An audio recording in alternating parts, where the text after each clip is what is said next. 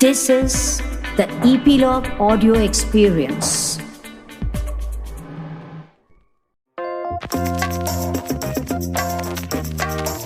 What's up, everyone? Welcome to Bingeistaan, where streamers live. In this show, we talk about everything from Seinfeld to Mirzapur. I'm your host Siddharth Jain, and joining me as always is Gaurav Jain and Mahersha. Without further ado, let's dive in. Hi guys, welcome to another episode of Bingeistaan. It's been quite a while since we covered what's been going on, and I'm back here with Sid and Mahersh, and we'll tell you about what we've been watching and what you should be watching. Hey guys. Hi guys, long time. So, I just want to set this that the guy who introduces Gaurav, obviously, just remember his voice, Yes. baritone, accent, all the shit stuff that he's saying, it's him, not us. We are Yes. sweet guys, I and Mahersh. So now that the And record is everything straight. And everything is garbage for Gaurav, so look for the way he pronounces That garbage. is- You'll know it's not us. That's Ah. bullshit. And also, the number of people flinging shit at me on Twitter as well now, that I don't like anything and that we don't cover enough Indian content and all that nonsense. Indian content I So- disagree with. You don't like anything is a fact, but Indian content I disagree. I disagree. I think it's just I think people we are not had listening to top all the 10. episodes. I had 10 episodes in the 10 series in the top 10 list, just like you guys did. So how can anybody say I don't like anything? No, I those had guys are 10 not things in listening. there. They're just like paid bots. कि जाओ Yeah, इनके show को basically. नीचे लाओ. Because मेरे को ऐसा ही लग because रहा है. yeah, because our show has the meteoric rise, right, on the charts. We're like ruling the charts And all since over we the were world, born. that also. All over the And world. that too when we're not dropping our episodes. That's the thing. I'm just Hey. waiting like Sid, like Rohan or Epilogue is going to pay me so I can quit my job and just do this for a living. Not there yet, but That's eventually. not happening, Gaurav. You have to work hard now for a living. But on a serious note, I think this long gap at least made it clear that there are people who actually wait for our episode, man, and they're missing us. So I think that's fun, right? Yeah, But absolutely. are still 95% of those working in Gaurav's office. I don't think anybody in my office really listens. I have to go tell them and remind them, "Arey, check it out." So I don't know. Nobody really Yeah, takes it seriously. because everybody there is always high on energy drinks, no? No, plus they also get my opinions like in person, right? So why listen to a podcast when you can listen to Okay. me 24/7? That's true. So let's start with something. What do you want to start with? Like, what's the most exciting thing that we should talk about? So can I start with something? Yes, Go please. for it. Just Go for got it, over Sid. yesterday, but for me it's a first. I think also for a show, it's probably the first TV show, Indian TV show that I want to talk about. But I watched it online, which is Shark Tank India. Oh, Oh yes. God. Yes. So when I started that show, I don't know. Have you guys been watching it? No, but I've been No. hearing how incredible it is and how well it's doing in terms of numbers and everything. I've just been watching the memes, and I had like one or two people I know who were on the show, so I watched those episodes. Yeah. But yeah. So not a fan. here's my per se. thing on Shark Tank India, right? I am a big fan of Shark Tank. So obviously US and Australia, I've watched every episode several times. Right. I was really looking forward to Shark Tank India.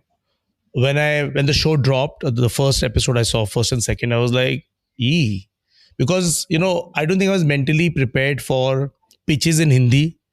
Then the judges Right. talking in Shuddh Hindi, analyzing businesses, being a little Indian, right, and not like the Americans or the Australians. And the design was really gaudy of the set, and just I was like, ooh, ye kya ho raha hai? But by the time I took a break and I went back again and watched the third, fourth episode. Then I went back and watched the first episode. And then once you're past the gaudy sets, you're comfortable with the Hindi, and then you get to the core of a show like this. Why does it work? It's basically passionate people trying to start new innovative businesses. And we hear from and then us hearing from the judges the analysis of a business, why it works or why it won't work, and then trying to be a part of it. Then that really takes over. And once that takes over, it just is like, I couldn't stop watching. I watched every episode the moment it drops, online. Yeah. And I've really enjoyed this one. And I think it's come at a very important time in India, that too on mainstream television, is because I think after COVID, there's been so much disruption, work from home, jobs not being the way they were, some industries tanking, some not. It just gives a lot of hope and Indians are very entrepreneurial, right? We are jugadus like the Chinese and Indians. So, it's a great show that inspires you, pushes you to do more things. And it's wonderful. I think this year couldn't have had started on a better note than Shark Tank India. And the memes are proof that, people are watching it, having fun. Ashneet Grover, Anupam Mittal, they're all fun, man. And it's really fun. I really enjoyed the show. So people who haven't watched it, I would highly recommend that get past the Hindi and the production design, and then you love it. Yeah, I mean, you don't even have to go past the Hindi for people who, I mean, it's an Indian show. It's made for Indian I don't think the language is an issue at all. No. Yeah. It's an issue for people like me who watched all of these shows in English for so many years. Yeah. So then it's like, because you're expecting that, right? You're a fan of that show and suddenly you're here, then it becomes a little problem. The Hindi is a little more now, Delhi wale log sare. So kuch aur and they're aggressive because they're really which like is exactly the thing is that's what bothers me, right? Like just the way whatever a little I've caught, it's just the way they act and the way they speak. But after a point, what you would, it's okay. That's what I'm saying. You have to get past like 2-3 episodes and then it's cool. I guess, but it kind of turned me off when I watched. Then the memes make you love them again. Ki boss, ye to meme exactly. The memes is what I was enjoying, and also the fact like that whole Ashneet Grover saga beyond the show is so much more entertaining. So much more entertaining anyway now, right? Like it's just unfolding as we speak, and I'm enjoying that a lot more. The production design I think is terrible. It's just like what happens when GEC people make shows like this. It's pretty much what it looks like. But the cool thing I think about the show is that it's brought like. Entrepreneurship and even startups in the sort of lexicon and of like Indian parents, right? Like a lot of them don't get startups. They don't know why they should do it. I think this does a great job of bringing that to the mainstream for people of a certain age and a certain generation.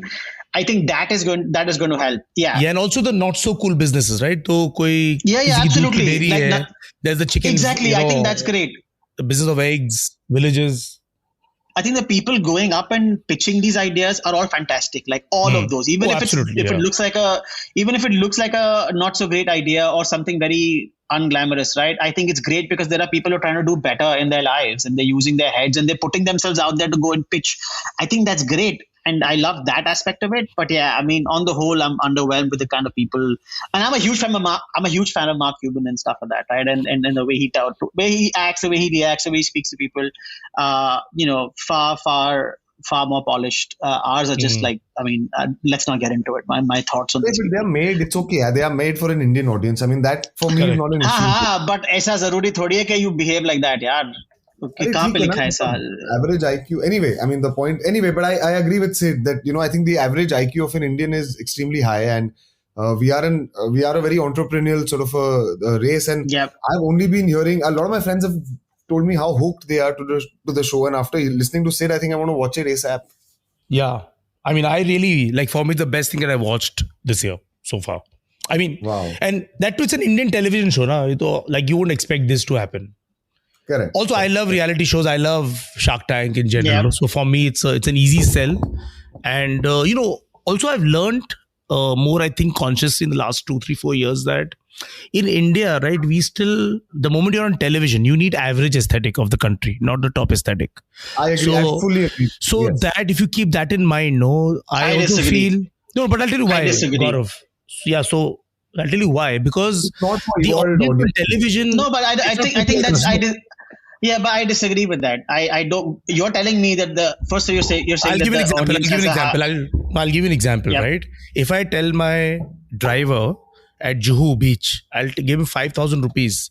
Ki boss, tu jaake lunch kar le. He will not walk into JW Marriott. He'll go to Shiv Sagar. Even though he can afford. I'm saying... I don't think that people don't think it's theirs. People don't think it's for them. It doesn't mean that has to be like a freaking look at the set, man. It does not need to look that bad. There is no reason. I'm not saying you make it high end and you make it LEDs and you make it space age. I'm saying there's a decent aesthetic and you can do better. No, there is like you can't. I don't think you can take the audience for granted in that sense. I agree. No, that's not the point. You're missing the point. It will alienate audiences. He's not getting it. It's not relatable. No, I do shows for a living. I've done shows. Homes. No, but Gaurav, I'll tell you something. There, for example, an average Indian, a middle-class Indian who's watching it, whether he's in Baroda, Indore or Bombay, their homes are not like the hotels They're not like but the you sets. guys, no, listen, Their guys, aesthetic you're is telling poor. me, We live in a which is country good. with poor aesthetic. I agree. Our average aesthetic is poor. That is very evident, Sid. That too is very clear. That's what I'm saying. But that doesn't mean. But there are still ways of appealing to it. No, of course. I'm not saying that this is the best design. But what I'm saying is that we have to be cognizant that if you're going to a GEC in India, we can't go with the top aesthetic. It may not be relatable. I think it happens because the GEC side on the TV people are not able to think any better. I don't think it's a question of whether this is the best design or not. It's clearly not. It can be way better. The problem isn't that. The problem isn't that they designed it badly because the audience would relate to it. I think that's facetious. I get it. I'm saying they designed it badly because they can't think. I'm not saying this is the best. That's a hugely sweeping statement on the programming teams. I disagree with that. But you have to disagree with it. I don't, right? I've been on that side of the table as well. I know how people think. There's 40 people giving their input. Then one person who has to put his neck on the line will take the safest way forward. That's how broadcasting works. And that's why this is like it. But clearly, so anyway, I'm not getting a job. I'm not getting a job at a network again, clearly. But yeah. देखो job ही नहीं मिलेगा. Hugely successful show, however it is, and I can't wait to watch it. Yeah. I mean, that's success. I wasn't talking about the success of it at all. This is successful because of the people and the pitching and the concept, not because of the production values. I mean, the judges could have been whoever. It doesn't matter. I think the passion of the pitchers. I agree with that. Absolutely. I think it's an audience built show and not a sort of programming built show. So yeah. So what next? You want to talk about? I watched the Tinder Swindler on Netflix. I think it just dropped. I just happened to watch it. Have you guys caught it at all? I haven't, but we can talk about it if you want to. Mersh, is it on a list to watch soon or not really? It is. It showed up on my carousel. I was quite intrigued. Yeah. It's definitely check it out. It's really, really cool. I don't want to spoil it here, but basically it's about these women who meet this guy on Tinder, and he's like living this really high-end lifestyle, private jets, like, presidential suites and all of that. And then how he basically swindles these women. And like a couple of them just get together, and then they sort of not get together directly, but they get involved and they sort of bring this guy down to an extent. And a really, really interesting story about how, like, Instagram reality and stuff. So it's like a docu-series or is it fiction?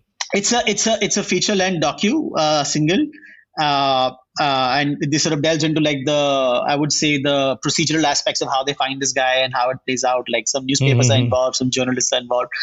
Very well put together, very, very interesting. The only thing I thought the drawback to me was that they didn't really delve into why this guy was doing a lot of the stuff he was doing, because it wasn't really being told from his perspective. It was really coming from the victim side of it. So it makes sense that they wouldn't cover those aspects, but it's still very well put together. It's mostly European. So, it's a bit of a different aesthetic as well visually. So worth checking out, definitely. Pretty cool. It just dropped this week, I think. Okay, cool.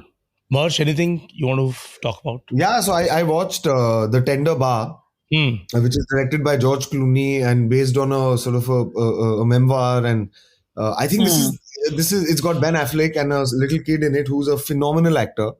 It's about growing up in the 70s and in the 80s, and I think I strongly recommend this film. I do think it's perhaps Oscar bait. I think Ben Affleck could even win for this. It's perhaps the best role that Ben Affleck has ever got. I think Uncle Tom is what he's called. I think, yeah. It's like a true story, right? Isn't it like a true story, meant to be a true story or something? From what I remember. It's based on a best-selling memoir. Experiences, memoir. Yeah. So, it's this beautiful slice of life sort of coming of age drama, and about a single woman and she bringing up her child, and I strongly recommend it. I think it's a warm hug that it feels like, and it's very nostalgic for all of us who grew up around the 80s and the 90s as well. So strongly recommended. It's on Amazon Prime. Yeah, it's again dropped a couple of weeks ago. It's really, really highly rated. I think a lot of people have been talking about it, and very, I think Marsh is right. Definitely awards bait for sure. Oscar bait, I don't know, but I don't know what the other competitions like, honestly. But I think it's definitely going to hit the award circuit pretty hard.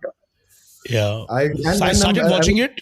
It seemed very interesting, and then I just got distracted by Shark Tank and another and some other crime series. So I'll get back to it.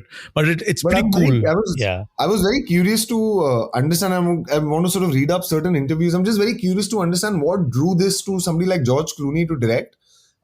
because it's not, it's not an extraordinarily high concept film. It's not manipulative in terms of box office bait. It's just a standard. But he's always been one of those guys, right? Like he picks these sort of really disparate ideas that he finds interesting and then puts them together, whether as a producer or as an actor or a director for that matter. It's always been. You know what this film reminded me of was the other one that he starred in, the one in Hawaii, Descendants. Descendants. Descendants. I had that. Yeah, Alexander Payne, exactly. Feel, that's the one. It has that feel to it, right? So I had that George Clooney sort of touch to it, I thought. Also, it reminded me of Boyhood, kind of, Yeah. Linklater. Yeah, absolutely. Yep. So I was also very curious. I'm going to read up and perhaps we'll talk about it next time. But I'm very curious to understand what drew him today, this and why he didn't cast himself in such a phenomenal role. I think Uncle Charlie, needed to be a bit younger, like Ben Affleck. I think that's. I think age would be it, right? Yeah. I think George Clooney would be about at least a good 10 years older. George would be like a pretty old Uncle Charlie for the kid, and I think that seems like. I mean, from what I've watched so far. Although, but you know what? Enough, let's watch it and then talk about it in more detail. Yeah, let's do that. Let's do that. We'll do that. Anybody watch Kali Kali Aankhein? That's another one on my long list of TBW. I tried watching it.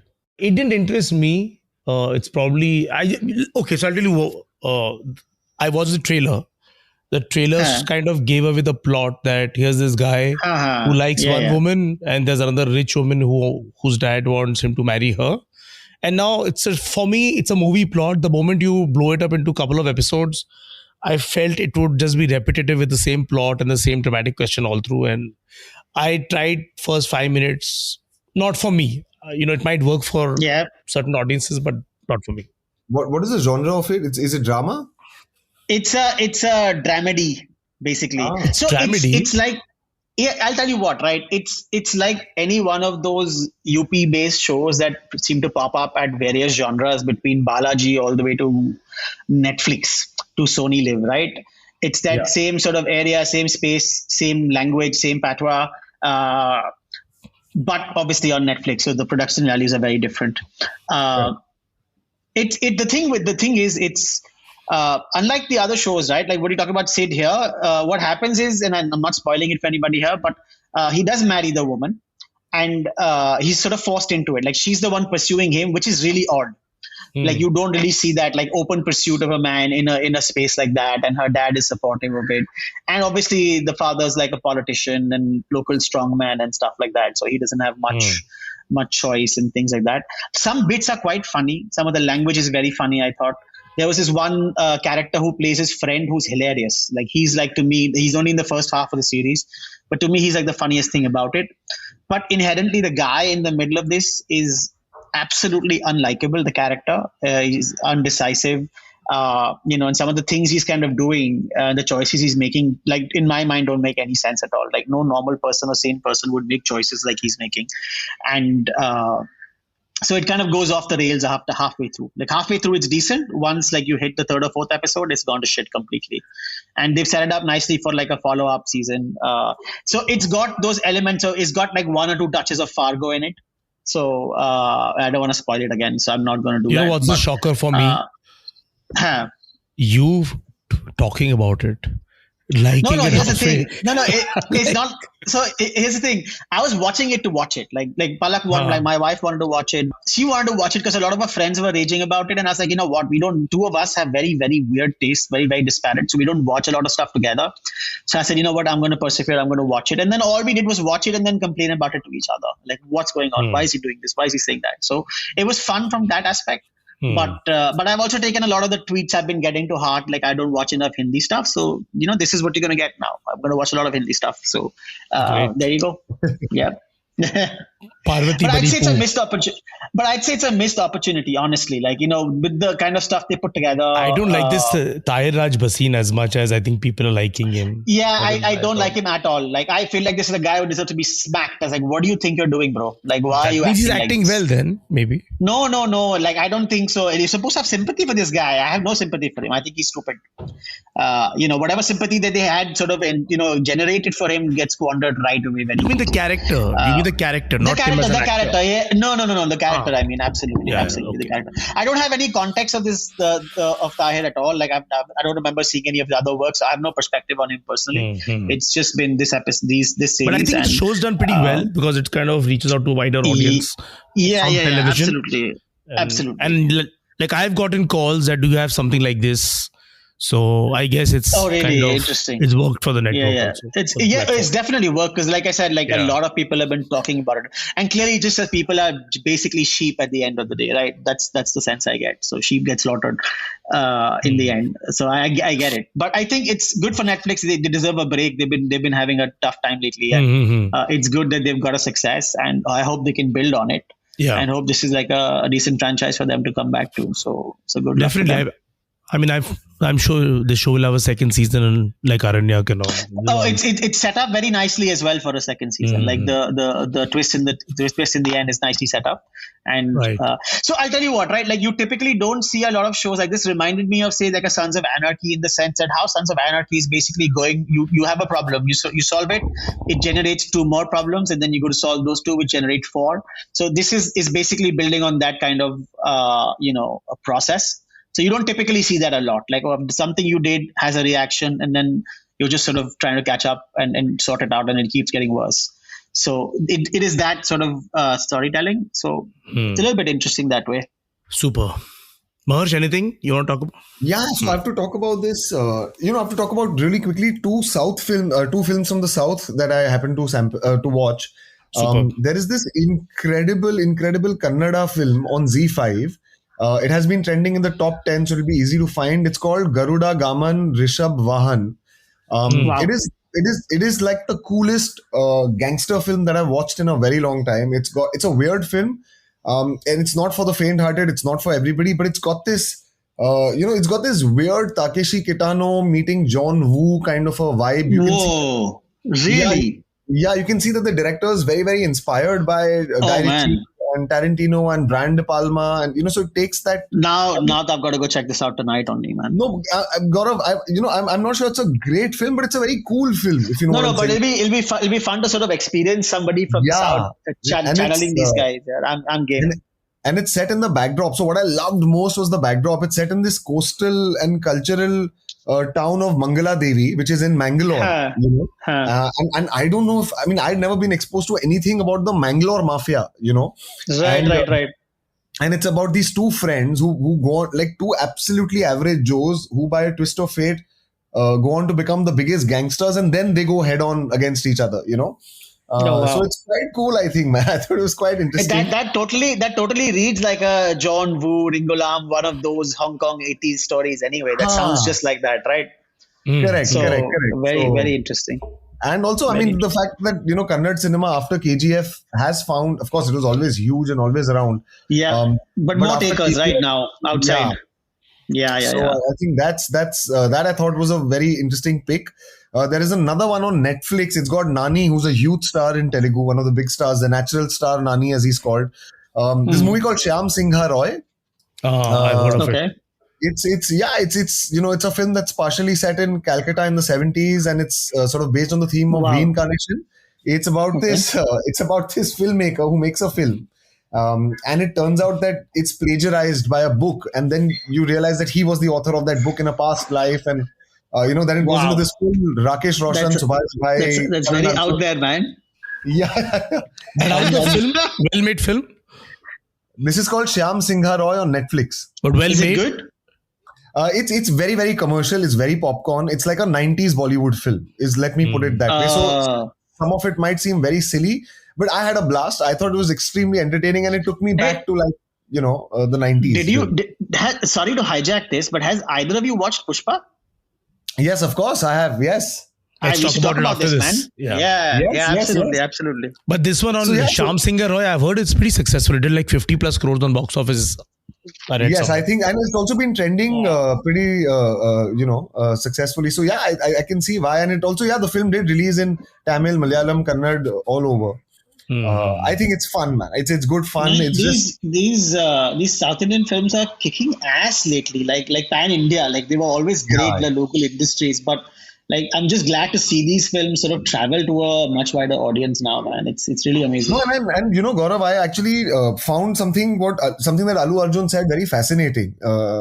He was asked that how does it feel to be an overnight success or something in the northern part of the country, and he said that's all hogwash.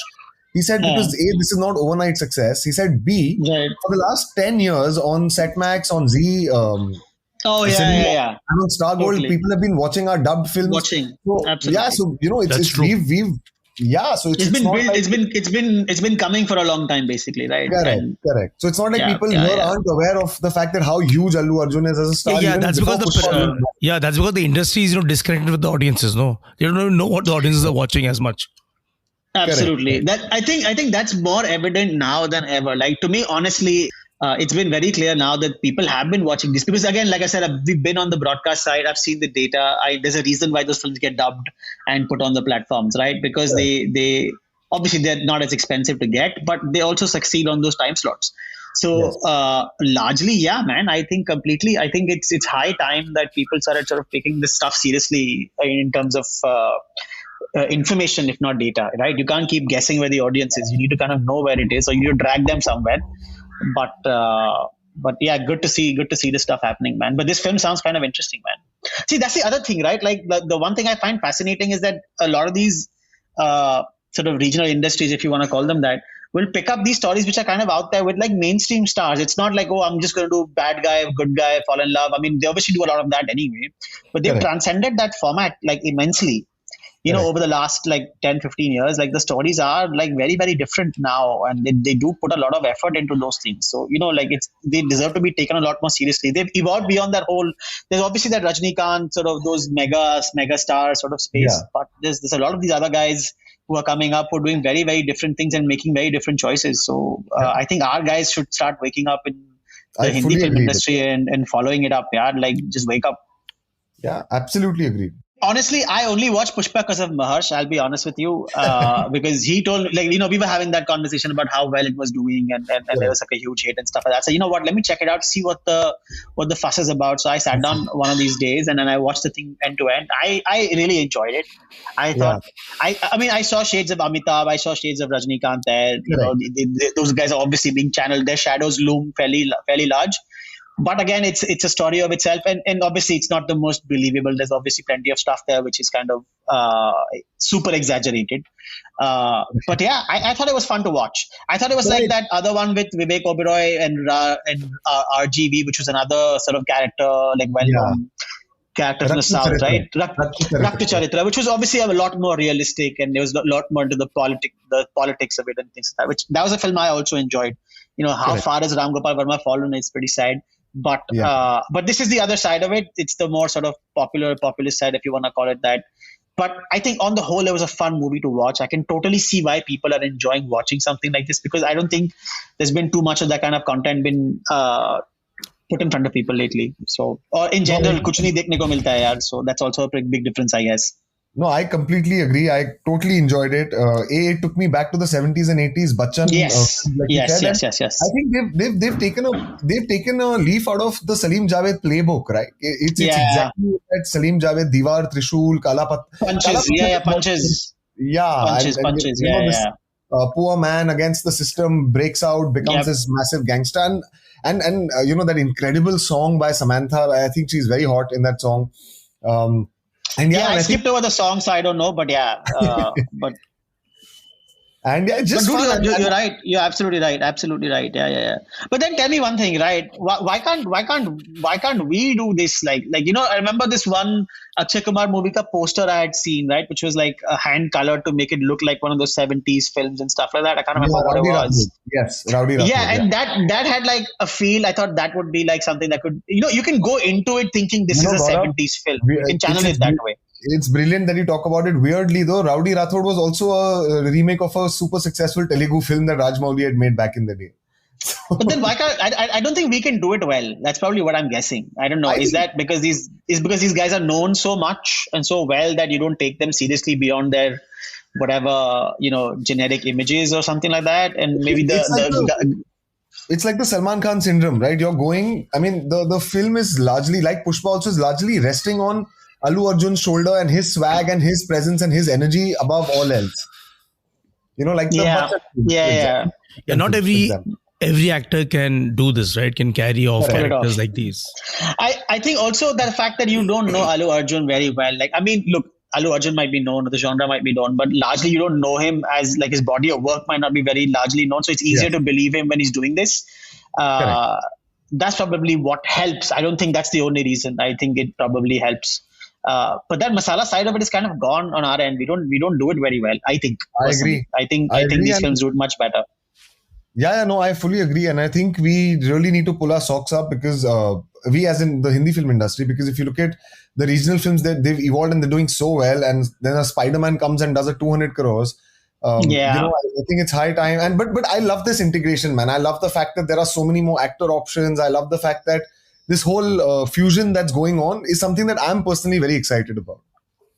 What would be cool to see is just like crossovers, like more sort of actors pollinating our side and our guys going there and working together, and that probably makes it better. Like mainstream guys, you obviously have smaller actors or character actors moving around a lot, but it would be kind of good to see some more mainstream guys just work together a little bit more. That's already happening, by the way, Gaurav. A lot of it is already in the works. Tons of it, yeah. I've seen those one or two films with there was one Sonam Kapoor movie with what's his face had come in a while ago. Dhanush. Dhanush has been doing a lot of work here. Oh, he's incredible. Yeah, you should see. Yeah, he's great. We'll do another. I mean, maybe on the next episode, I'll also recommend a couple of Dhanush films that when the both of you watch it, it'll literally blow your minds out. Yeah, they're just so incredible. So artistic and so hard-hitting. It's just fabulous films.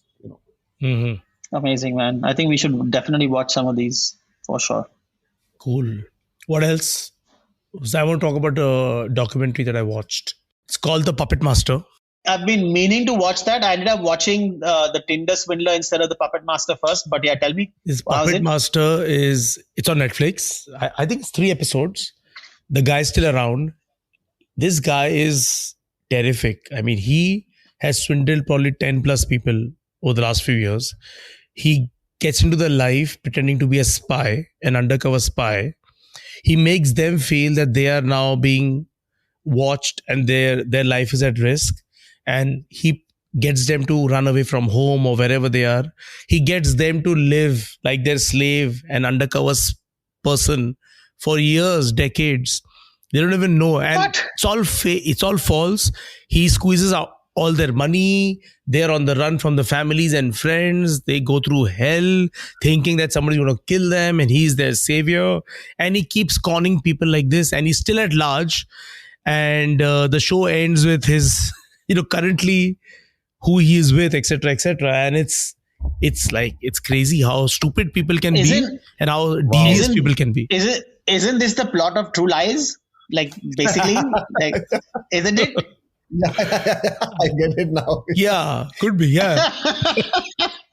But this is incredible, man. And this guy's still around. Freaky, man.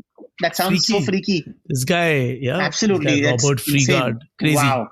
So, what is up with sad. People, man? Like, these kind of people out there. Yeah, it's insane. So, I mean, there are dumb people, right, all around us. So, it's just about finding the right targets and convincing them. Yeah, yes. But this these spy guys thing is that, amazing. Right? The spy thing is amazing. Yeah, the grift is very different, right? Like the spy thing, absolutely. My God, I'm gonna check this out, man. Where is this based, Sid? Was he an American? US. No, sorry, British. No. It's British. Oh, really? Yeah, so he's an undercover MI5 agent. And he used to be a salesman and he would find women. Like, how is that even believable? Like, if anybody tells me that, I'll just smack them. Like, of course you're not. You know what I mean? Like, yeah, but he would behave in a way that he would convince them. Yeah. Like, I've got to check this out, man. He's devious, man. He's devious, right? So he's smart. And then he would find these stupid people, convince them. And there are people who've been on the run from the family and friends for 10 years, believing that somebody's going to kill them. Wow. And they're paying him protection money. Jesus Christ. He puts them on a mission which doesn't exist. I think I think this might be an easier way of making a living, man. Like, I think, why am I working so hard? Let's just do this only. Like, find me some But your stupid accent people. will give you away, na? You can't say मैं तो raw में काम करता हूँ. But you could be the Indian CIA guy in India. That Yeah. and I'll we'll send probably you. I'll end up in Arthur Road probably. So yeah, probably not. So I highly recommend this one. Amazing. Have either of you heard of the Gilded Cage or Gilded Age? Sorry, it's actually a cage only. But so it's this new series on. It's just hit Hotstar. It's basically like a bit of Downton Abbey, but set in the US. It's created by Julian Fellows only, so the same creator as Downton I'm Abbey. already in love. Yeah. It's like the 1880s to like the 20s or whatever, that era, right? Where like all these big mansions were being built in New York. You had like the Astors and the Morgans and all of those really famous American families. And it's basically like a similar conflict as Downton Abbey, but it's more sort of class oriented in the US because there's no royalty, right? So it's all about who's old money, who's new money, and that's the class distinction. Ooh, exciting. I'm going to watch it, man. Yeah, these people are coming up and somebody's on their way down. It's brilliant. It's HBO. It's HBO. It's on Hotstar as well. Hotstar, yeah. So check it out. Hour long. They've only had 2 episodes so far. A really good cast as well. They've got some decent people in there. I think what's her name? Meryl Streep's daughter is the lead. So she's the lead actress in this. So when the first time I saw her was on West Wing. So she's been around for quite a while now. Definitely worth checking out. Lots going on. So you had me at Julian Fellows, man. I'm going to exactly. Same. I didn't even know it had dropped. Like I just was scrolling through. I saw it on Hotstar. I was like, wow, I'm sorted. So no, this seems like a great recommendation, and it seems like a show that potentially could perhaps break out in the mainstream in a very big way. I think so. I mean, I'm starting today. 2 episodes. He's going to get a fix of his crown. He's going to fill his crown. It fills that gap in your life, basically. Until I think the next Downton film comes out, which I think is the trailers have dropped at least. I don't know when it's coming out. But yeah, so definitely check it out. Worth it. I also sampled this show, The Shrink Next Door on Apple. Oh, how was it? Based on a real incident about this. Yeah, I heard. The psychiatrist who kind of takes control of this guy's life. It's pretty interesting. Will Ferrell, Paul Rudd. Yeah, I've heard of it. Yeah, interesting. I mean, it's like a slow burn, so it's a interesting drama. I'm going to get back to it when all the fast stuff is exhausted. But sure, definitely I enjoyed the setup at the first episode. But is it a series? Nice. So it's a series. It's a mini series. Yeah, it's 8 episodes. So is it like a comedy or something? Because the cast, I mean, it's a drama, comedy, a bit of comedy. I know the story is kind of, it's dark though. Yeah, it's dark. Kind of dark. It gets, because it's basically this guy gets completely influenced by his therapist. Wow. And then it sort of goes downhill after that, his life. I hope the therapist doesn't, tell him he's an MFI agent. It reminded me of Anger Management, that Jack Nicholson and Adam Sandler film that had come out like years ago. Kind of like that, but yeah, something like that. Yeah, this is more like a psychological black comedy drama. I mean, it's different. Yeah. I think Anger Management is a stupid film. Like, I can't believe I'm saying Adam Sandler and Jack Nicholson were in the same breath. But it's just insane. But yeah, this looked really interesting as well. Like they've got a lot of shows dropping lately. Like Apple TV Plus has been dropping a lot of stuff lately. Some of it is okay. But let's see. I hope they find some. Nice they need to, right? Because I mean, they've had Ted Lasso, of course, but other than that, I think even the morning show and all Tehran. No, they didn't do well at all. None of them are broken out. Absolutely, and they need like a consistent slate. But you know what? It's a hard business, man. This is what people need to realize, right? Like outside of the viewership, like it's hard to put great shows together. So it takes a while. But I think they're all catching up now as well. I think Netflix is going to have a harder run of it because other people have now caught up. And but yeah, let's see how it goes. Yeah, you want to talk about Cobra Kai? Oh yes, Cobra Kai, yes. Season 4. Gaurav, did you watch it? Yeah, of course, absolutely. Sid, you don't watch Cobra Kai, right? No, I haven't yet gotten onto it, but I will at some point. I'd put up an Instagram. You'll enjoy it, man. I think so. Yeah, I'd put up an Instagram post, and 3 people I reached saw out that. to me. Yeah, and they had no idea what the show was, and they caught up, and they all called saying it's been such joy, and it's been what a banging show. It's a show, Gaurav, that I find it. I struggle to even want to find a flaw with it. You know what I'm saying? No, dude, to me, right, what blows my mind is how all those equations keep changing. Like all these guys who are enemies, so they come together, they break apart, and because the film series was so long, they had so many characters in there. They have enough to work with every season. So this season, I thought like, kya hoga yaar, kya hoga, and my God, like it just, I just loved where they went with it, and what they've done, and it's going to be amazing to see what they do with the next season. So it's just a joy to watch every season, man. And I agree with you. The shifting loyalties, in terms of the 3 factions. Now there are 3, 3 dojos now. and obviously with the twist ending, it's going to be interesting to see how he comes back from this one. But what an amazing show, man! It's just a pity YouTube didn't hang on to it. And I honestly feel that this is perhaps the best spin-off or adaptation of a film done into TV, out of all whatever. Oh, but I can't think of anything else. Like I can't think of anything else which has been adapted like this at this level, has been this successful at all. And there have been many, right? I can't think of any at all. And for me, Johnny Lawrence is perhaps my favorite character on TV right now, man. In a world that gets offended so easily, the fact that he's still from the 80s is something I love, man. Yeah, he plays it so well as well, right? But the thing is, the funny thing is about the film and the series is like it became a parody, like after a point, like as a film series. They kept doing those shows, the films again and again. It became like a joke for a very long time. Then actually to go out, B-grade, right? They eventually became like a B-grade. After the first 2, it became like a joke. It was just basically exploiting the franchise, and then that died, and then it became a joke, and Raj Machio became a joke, a punchline to an extent. And then to sort of reboot it and do it so well and do it so seriously, I mean, hats off to the people who went behind it, like YouTube in those days and the producers that they had.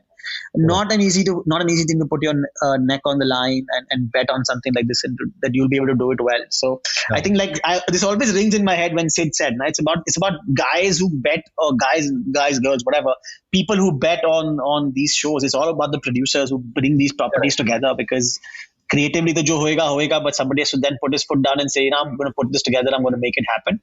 And this is what you can end up with, gold. I'd say this is gold.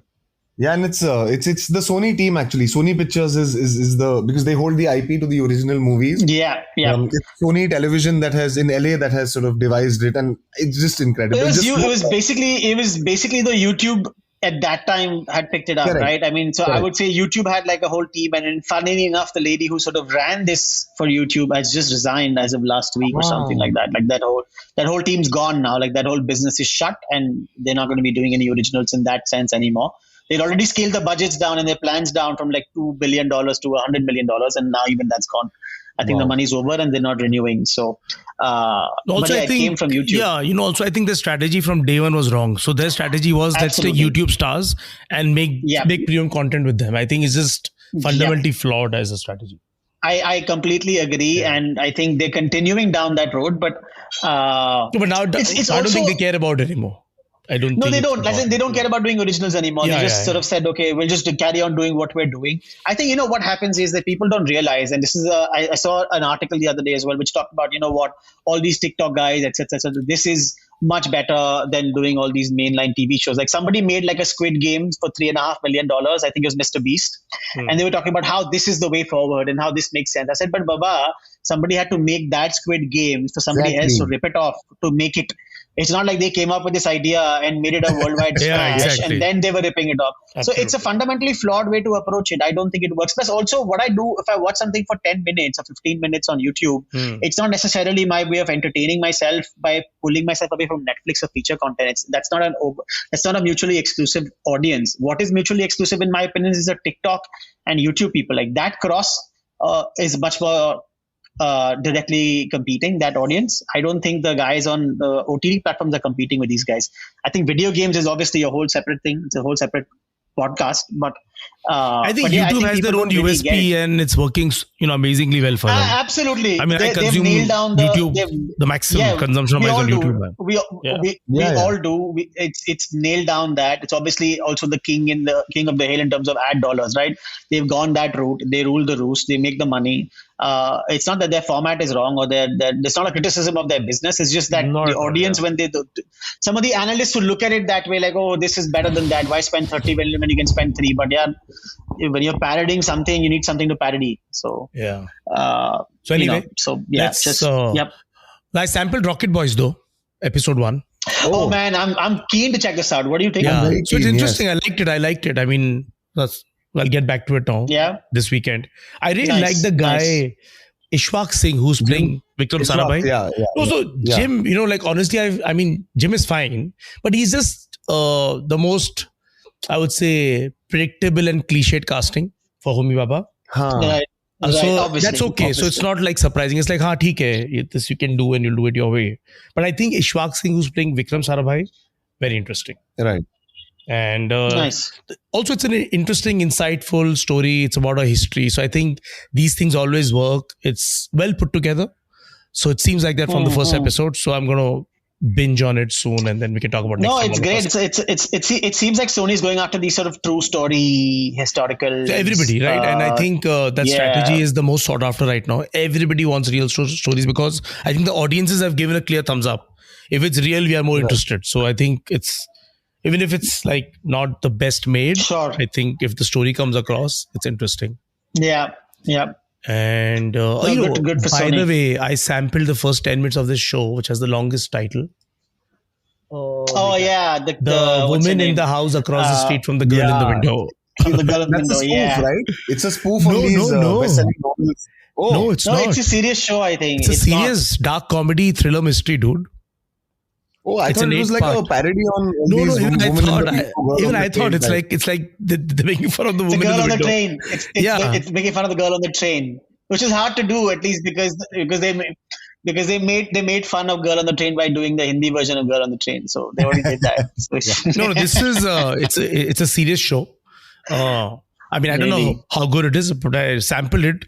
It seems well produced, well made. So I'm going to get back to it, and maybe if you guys like it, we could talk about it next year. It's next like episode. it's all these rare. It's all of these are like these rare window ripoffs, right? Like it's basically everything is a rare window ripoff. Like the window ke bahar murder dekha, matlab wo rare window ho gaya. It's just like just forget it. Like they've done it so well, you'll be hard pressed to do it better. But yeah, fair enough. What else, guys? I saw the Eternals on Hotstar. I saw it for 20 minutes, and I felt like I'd been watching it for 2 hours. And that story just goes on. Like Eternals is not just the name of the film; it's the genre as well. Like it's a film that never ends. It's so fucking slow, and it's so badly made and so badly put together. And I don't mean from a production value standpoint. And like somebody explained to me why Angelina Jolie is like the third person in the corner standing there. Like, what did they tell her was going to happen? Because it makes no sense. She looks amazing. She's great in the film, but it's just really bad, man. It's just a horrible film. It's sad to say. Harish Patel was like this, in my opinion, the star of the film. He's got some funny bits. I only watched it because of him. I love Harish Patel, and I really enjoyed his performance. But yeah, I think it's like a dud. I don't know how it's done box office wise, but I thought it was a crap film. But I think Harish Patel deserves a lead show in India now, nahi? I agree. I fully agree. I think he deserves no, man, Sid, I think he deserves a lead show of his own somewhere in the West. Forget India. Really? Wow. Yeah, dude, I think he could totally do like one of these. You know, the one they were trying to launch with Preeti Zinta and what's his name? The comedian, which was going to be like a Fresh Off the Boat spin-off or something like that. And it didn't end up getting picked up. He could do one of those shows. He's been legit doing a lot of these foreign films anyway, like Western films for a while now. And I think he could legit like headline a show or be a part of one. Like, if you think about there's several ideas that are floating around that you could pick up and do one. But I think I'm just getting the sense that Disney is now losing the plot. I don't know how slowly or quickly, but they are losing the plot. And like their TV shows are 10x better than anything that they've been putting out on film since the Avengers kind of ended. I don't know what the hell's going on there, but they need to start paying attention because terribly, like it's impossible. I couldn't finish watching it, man. Same thing with Shang-Chi. Like Shang-Chi also, I could not finish watching. Just these two films back to back. I don't know how they're putting these together. Terrible. Interesting. Yeah, man. I'm personally, I've decided to Yeah, I know what you mean. I know you said that, and it makes sense. I know why you would say that as well. Right? That's exactly my sentiment. But I was like, you know what? Let me check it out. It looks a little bit different. The trailer looked funny, but the trailer was like the whole thing was about the 3.5 minutes is about the interesting bits in the film. That's it. बाकी कुछ नहीं था उसमें यार. बकवास है पूरा. Cool. Anything else, guys? Pam and Tommy has dropped today. I haven't seen an episode yet. I just saw this morning that it had released. Pam and Tommy is basically about the sex tape, the Pamela Anderson sex tape. Okay. On which platform is it? This is on Hotstar. Okay. And it has Sebastian Stan, who played the Winter Soldier, playing Tommy Lee, and Lily James plays Pamela Anderson. Is this a movie? No, it's a series. It's a series. Okay. Nice. It's a series, and it's got like Seth Rogen in it, Taylor Schilling in it. It's got like a whole bunch of really cool, really great actors in it. Yeah, it's a Hulu. It's a Hulu original. It's a Hulu original, and it's got a great cast, and obviously, awesome. It was a fairly seminal sort of cultural moment, right? That sex tape. So it makes sense that a series would happen, and it actually looks really funny. Like the series looks really interesting. I'm sure it's going to be fairly exploitative, in that whole American Crime Story vein as how they do it. But I mean, it it's got fun. A pretty cool tagline, right? The greatest love story ever sold. Never sold. Yeah, I think it's 8 episodes. It's 8 episodes, and the funny thing is like Lake Bell, the actress, is also directing like some of the episodes and stuff like that. Like she's been obviously acting; she's well known for that. But I love Lily James. James. Yeah, I love Lily. Yeah, exactly. Yeah, exactly. She's great. Yeah. I like Sebastian Stan as well. I think he's great as well. There was this one show that he'd done with, I think it was Showtime or was it HBO? I can't remember. He'd done like just the pilot, which is about like these comedians living in LA and trying to make it through, which was really, really cool. I think it was called Dying Up Here. It's called I'm Dying Up Here. It did 2 seasons. Yeah. I've seen this. Yes. Yeah, it's a show about comedians, but it's not funny at all. Like it's rather dark and dramatic. But it's basically about like drug abuse and like how difficult it is for them to succeed, jealousies and all of those relationships. And it's basically that whole LA comedy scene, which eventually ended up becoming the comedy scene of the world today in the US. And it all came from that sort of the Comedy Store and all of those places. So that's also worth checking out. I think it's a Showtime original. It's on Hotstar as well. It was, at least when I was watching it. Definitely a show worth checking out. And Sebastian Stan's only in the pilot. He like plays his comic who gets his big shot, and then something happens. And worth checking out. Definitely worth checking out. Cool. Sounds like fun. Going to definitely check this out for sure. Yeah, you like it, dude. I'm pretty sure you like it. No, going to definitely watch it ASAP. But Pam and Tommy, I think, has gone on the top of my list. Yeah, Pam and Tommy for sure. I mean, the trailer looks like fun. So, I'm hoping that it kind of keeps the energy up. Let's see how it plays. Cool. So I think we've got a lot of stuff for today. Yeah. I think we're good. So that's the episode for today. Hope you guys had as much fun as we did. Do give us your feedback on Instagram at eplogmedia and subscribe to our shows on your favorite podcast app.